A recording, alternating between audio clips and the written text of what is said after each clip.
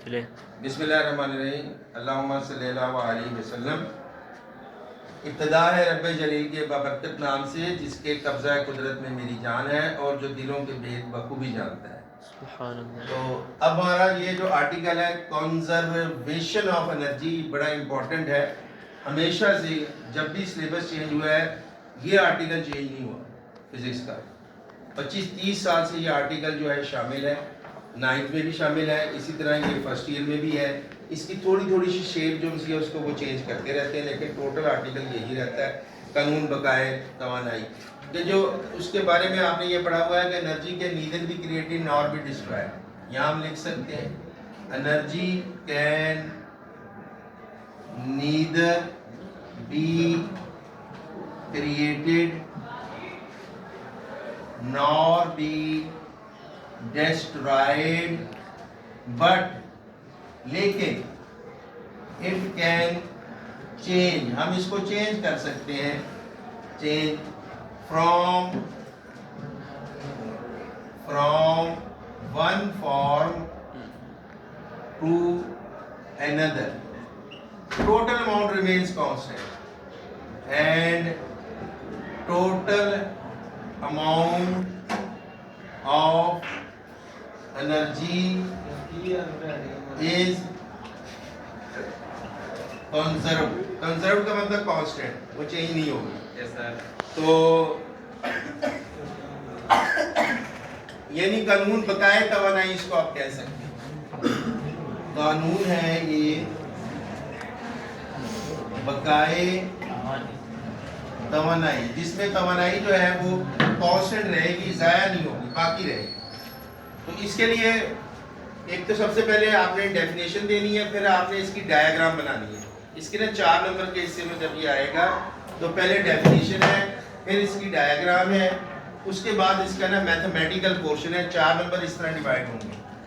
फिर आ जाएगा आपका मैथमेटिकली। मैथमेटिकली आप क्या करेंगे?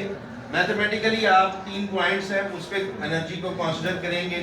Consider the energy, consider an object lying, जो कि पड़ा हुआ है कहाँ पे, at point C as shown in the figure, जो कि हमने तस्वीर में दिखाया है। अब तस्वीर में हमने क्या दिखाया है, जो पॉइंट लाई कर रहा है उसके अंदर जो पोटेंशियल एनर्जी है हाइट h के ऊपर, इट्स पोटेंशियल एनर्जी EP, ये बराबर होगी work done into displacement. Work done बराबर आएगा इसमें mg और साथ डिस्प्लेसमेंट आ गई h इसमें। Yes. डोर क्लोज कर दें। तो यहाँ पर ये पोटेंशियल एनर्जी आई है और जो E के है ये है इसकी काइनेटिक एनर्जी। E के यहाँ पर कितनी होगी और क्यों होगी? काइनेटिक एनर्जी कितनी होगी यहाँ पे? वो होगी यहाँ पे 0। क्यों? कि इट्स वेलोसिटी इज 0, इसकी वेलोसिटी 0 है, बिकॉज क्योंकि इट इज एट रेस्ट। तो टोटल एनर्जी एट सी निकाल ले। Total energy at point C ये आ जाएगी E पे, और इसमें आप प्लस कर दें E के, EP और E के, इन दोनों को प्लस कर दें। तो यहाँ पे जब प्लस करेंगे तो इसका रिजल्ट क्या निकलेगा, mgh प्लस 0, रिजल्ट आ गया mgh। इसको याद रखें, ये रिजल्ट है। अब आपने ये ऑब्जेक्ट ऊपर से फ्री फॉल है, ऊपर से गिरा दी है, इसको ग्रेविटी अपनी तरफ खींच रही है। रास्ते में किसी नुक्ते पे हम एनर्जी कैलकुलेट करना चाह रहे हैं, फर्ज कर लेते हैं वो नुक्ता B है।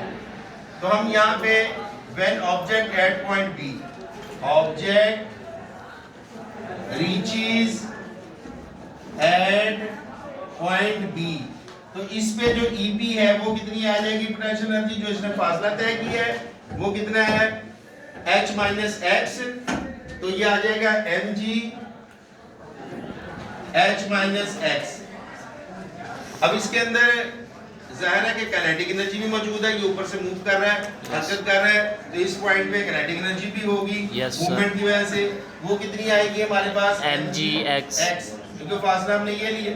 टोटल एनर्जी निकालें, total energy at point B, वो क्या होगा, सारी जमा कर दें, yes mgh minus x plus mgx, इस पे मैथ लगा लें, इसको ओपन करें, ये क्या आ जाएगी, mgh minus mgx plus mgx, ये दोनों कैंसिल हो जाएंगे और आपका जो रिजल्ट है वही आ रहा है दोबारा MGH, जो पॉइंट सी पे था mgh। यस सर, ये एनर्जी है जो पॉइंट बी पे है।